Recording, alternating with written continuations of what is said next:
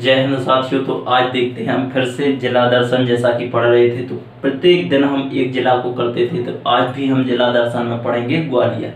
ग्वालियर जिला चल रहा था, अभी पूर्ण रूप से नहीं हुआ था। जो प्रमुख व्यक्ति थे वो पढ़ रहे थे हम, तो आगे देखते हैं, उसी के आगे देखते हैं हम प्रमुख व्यक्तियों में देखेंगे कि कौन कौन से और प्रमुख व्यक्तियों जो कि ऐसे चर्चित व्यक्ति हैं जो कि पेपर में पूछे जाते हैं और पूछे जाने योग्य हैं, तो उनको हम देख लेंगे। और जो किले, आज किले मेले ये सब देख लेंगे हम।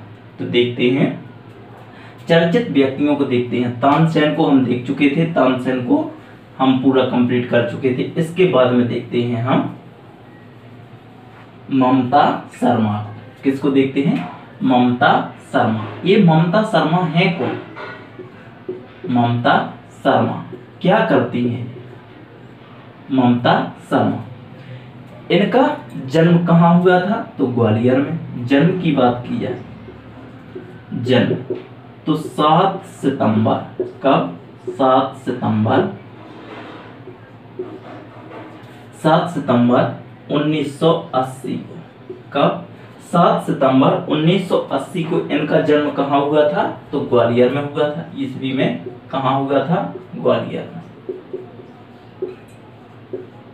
ग्वालियर में इनका जन्म हुआ था। ये इनका कार्य क्षेत्र क्या था? कार्य क्षेत्र क्या था?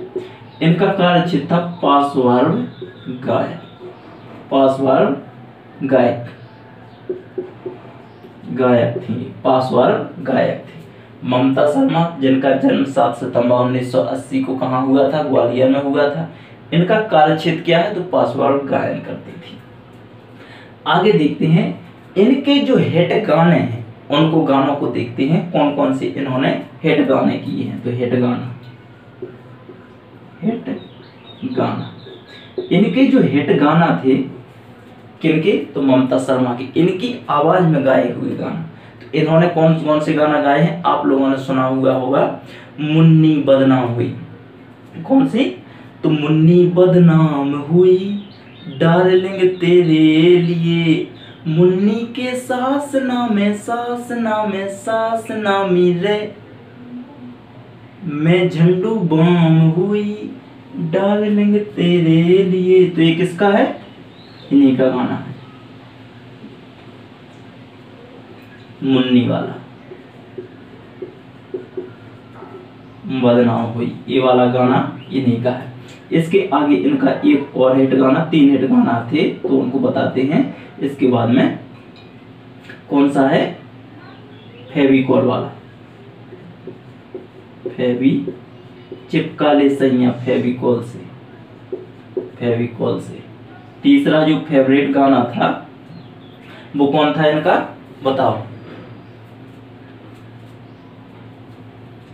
अनारकली डिस्को चली, अनारकली डिस्को चली। ये इनके 3 फेमस गाना थे जो कि हिट हुए थे, मुन्नी बदनाम हुई, फेविकॉल वाला और अनारकली डिस्को चली। तो ये ममता शर्मा है जिनका जन्म कहाँ पे हुआ है? ग्वालियर में हुआ है। तो ग्वालियर जिला पढ़ रहे थे, तो ये पूछे हुए क्वेश्चन है, ऐसा नहीं है, ये पूछे क्वेश्चन है। ममता शर्मा पूछी गई है MPPSC में। अब देखते हैं प्रधानमंत्री थे ये, जिनका जन्म कहाँ पे हुआ था? तो ग्वालियर में हुआ था। उनका नाम कमेंट बॉक्स में लिख करके दिखाओ। प्रधानमंत्री कौन थे जिनका जन्म कहाँ पे हुआ था? ग्वालियर में हुआ था। अटल बिहारी वाजपेयी।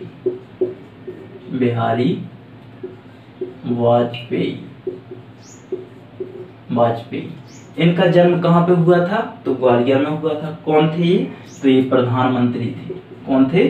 भारतीय राजनीति थे, भारतीय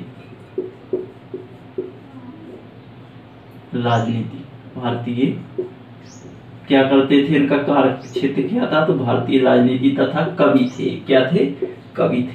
यदि इनके जन्म की बात पूछी जाए, क्या पूछी जाए? जन्म की बात पूछी जाए कि जन्म कहाँ पे हुआ था? जन्म तो 25 दिसंबर 25 दिसंबर 1924। 1924 ईस्वी में कहाँ पे हुआ था? तो ग्वालियर में हुआ था। यदि मृत्यु की बात की जाए, मृत्यु की बात, तो मृत्यु कहाँ पे हुई थी? तो 16 अगस्त 2018। कब हुई थी? 16 अगस्त 2018 को। यदि Atal Bihari Vajpayee MP forest guard, क्या एमपी फॉरेस्ट गार्ड में पूछा हुआ क्वेश्चन अभी हाल ही में 2023, कब? 2023 कि अटल बिहारी वाजपेयी का जन्म किस जिले में हुआ था, ये पूछा हुआ क्वेश्चन था। अटल बिहारी वाजपेयी का जन्म किस जिले में हुआ था? तो ग्वालियर जिले में। कब हुआ था? 25 दिसंबर 1924 ईस्वी को हुआ था। मृत्यु पूछे तो 24 अगस्त 2018 को हुई थी। ये राजनीति थे। इनको कोई पद्म भूषण या पद्म विभूषण पर अच्छा जो पुरस्कार हैं वो दिए गए हैं या नहीं दिए गए हैं, तो उनको भी देख लेते हैं। कौन कौन से इनको पुरस्कार से पुरस्कृत किया गया है, तो उनको देख लेंगे, क्योंकि पुरस्कार आए हुए पुरस्कार हैं और आएंगे भी। मुझे आशा है कि सभी पुरस्कार आएंगे। तो पुरस्कार देख लेते हैं हम। पुरस्कार कौन कौन से दिए गए? 1992। कब? 1992 में इन्हें पद्म विभूषण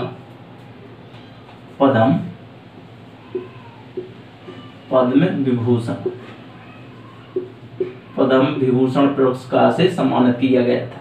1994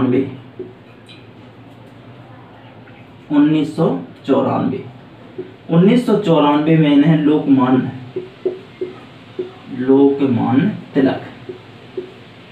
तिलक पुरस्कार से सम्मानित किया गया था। 1994 में ही इन्हें सर्वश्रेष्ठ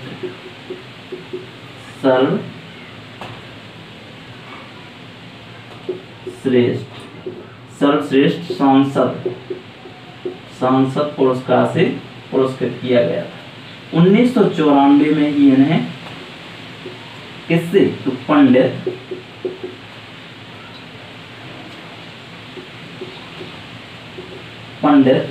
गोविंद बल्लभ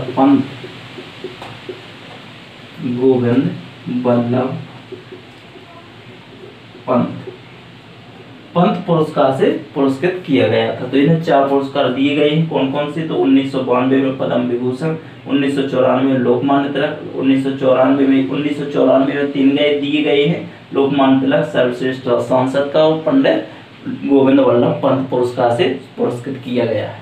तो जो अटल बिहारी वाजपेयी हैं उनको हमने लगभग बता दिया है। जितना इम्पोर्टेंट था, इसके बाद में है तो बहुत सारा। तो ये कौन थे? भारत के प्रधानमंत्री। यदि पद को पूछेगा तो ये क्या थे? भारतीय प्रधानमंत्री तथा विदेश मंत्री भी रहे हैं। क्या रहे हैं? विदेश मंत्री। तो पद की ओर देख लेते हैं। तो भारतीय प्रधानमंत्री। पद की बात करने जाते हैं तो भारतीय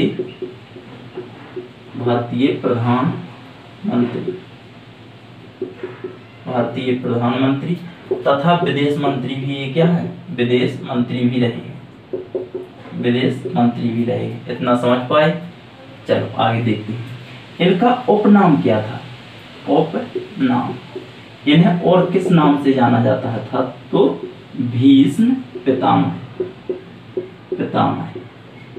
जिस प्रकार से राजनीति में यदि कहा जाए कि कौरवों के बीच में पांडव और कौरव दोनों भीष्म पितामह को राजनीतिक गुरु मानते थे, ठीक उसी प्रकार से राजनीतिक गुरु अटल बिहारी वाजपेयी को भी मानते थे। तो इसलिए इन्हें क्या कहा जाता था? भीष्म पितामह कहा जाता था। आगे देखते हैं। अब इसके बाद में देखते हैं पर्यटन स्थल। देखते हैं कौन कौन से पर्यटन स्थल है। पर्यटन स्थल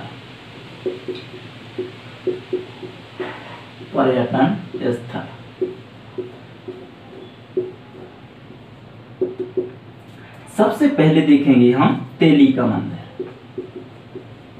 तेली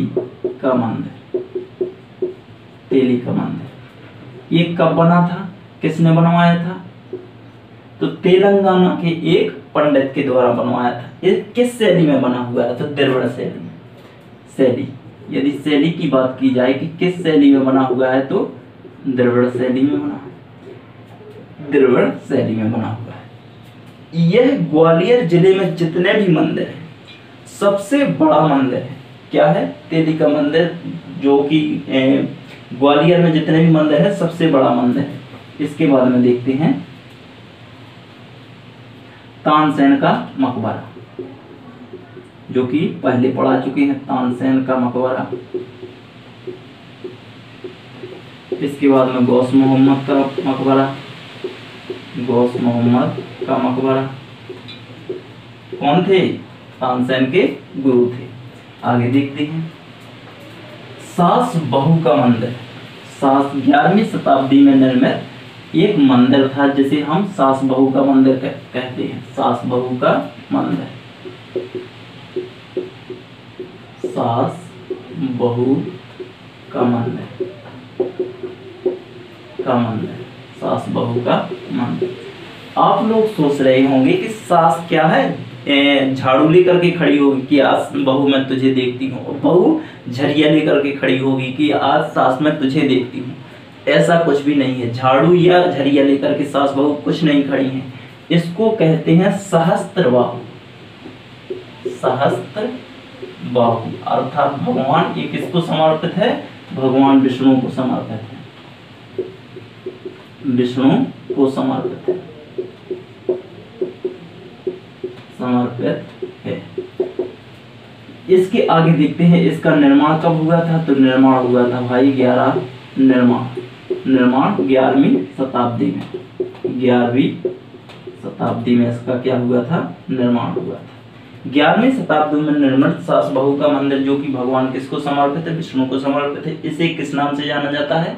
तो सहस्त्र बाहु के नाम से जाना जाता है। इसका निर्माण की बात की जाए कि निर्माण इसका किसने करवाया था? तो निर्माण करवाया था जो इसका, किसका? सास बहू का मंदिर। हाँ, अब इसके बाद में देखते हैं ग्वालियर का किला। ग्वालियर का किला, इसको साफ करते हैं वरना नीचे स्लाइड में आएगा नहीं। देखते हैं ग्वालियर का किला।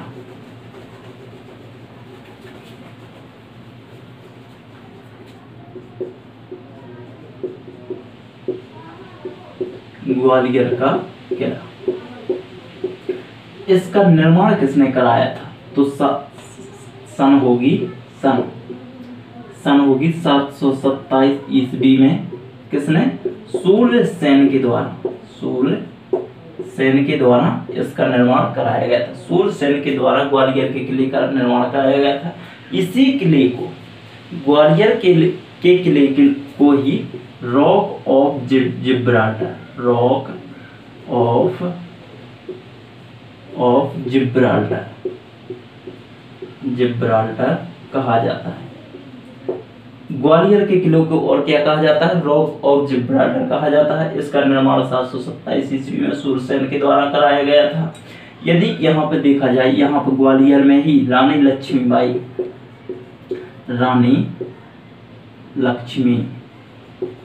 लक्ष्मीबाई की समाधि कहाँ पे है? तो ग्वालियर में ही स्थित है। यदि पूछा जाए कि रानी लक्ष्मीबाई की समाधि कहाँ पे है, तो ग्वालियर में रॉक ऑफ जिब्राल्टर किस किले को कहा जाता है? तो ग्वालियर के किले को कहा जाता है। इसका निर्माण कब हुआ था? 727 ईस्वी में। कहाँ पे हुआ? किसने करवाया था? तो सूरसेन के द्वारा करवाया गया था। इतना समझ में आ गया होगा। इसका स्क्रीनशॉट लीजिए। आगे लाइक करना जरूर, लाइक नहीं करते हो आप लोग। चलो इसके आगे देखते हैं मेले कि कौन कौन से मेले लगते हैं ग्वालियर में। मेला, हेडिंग बनाएंगे मेला। एक सबसे चर्चित मेला जो कि ग्वालियर जिले में लगता है, कौन सा मेला है वो सबसे चर्चित? तो सबसे बड़ा, मध्य प्रदेश का सबसे बड़ा व्यापारिक मेला कौन सा? तो व्यापारिक, सबसे बड़ा, मध्य प्रदेश का सबसे बड़ा व्यापारिक मेला। व्यापारिक मेला कहाँ पे लगता है? ग्वालियर में। यदि कहा जाए कि गधों का मेला, गधों का मेला, आप सोच रहे हो गधों का भी मेला लगता है, तो हाँ लगता है। कहाँ पे लगता है? तो ग्वालियर में गधों का मेला। कहाँ पे? ग्वालियर में। रामलीला का मेला, राम लीला का मेला कहाँ पे लगता है? ग्वालियर में लगता है। रामलीला का मेला ग्वालियर में, गधों का मेला ग्वालियर में, व्यापारिक मेला तो भी ग्वालियर में। ये सभी मेले कहाँ पे लगते हैं? ग्वालियर में लगते हैं। लेकिन जो रामलीला का मेला है जनवरी तथा फरवरी माह में आयोजित किया जाता है। जनवरी फरवरी रामलीला का मेला। यदि पूछा जाए कि कुत्तों का मेला, किसका? कुत्तों का मेला कहाँ पे लगता है? तो चित्रकूट में लगता है। लेकिन गधों का मेला कहाँ पे लगता है? ग्वालियर में लगता है। तो इतना अभी इसके लिए काफी है, इसके आगे कल देखेंगे। जय।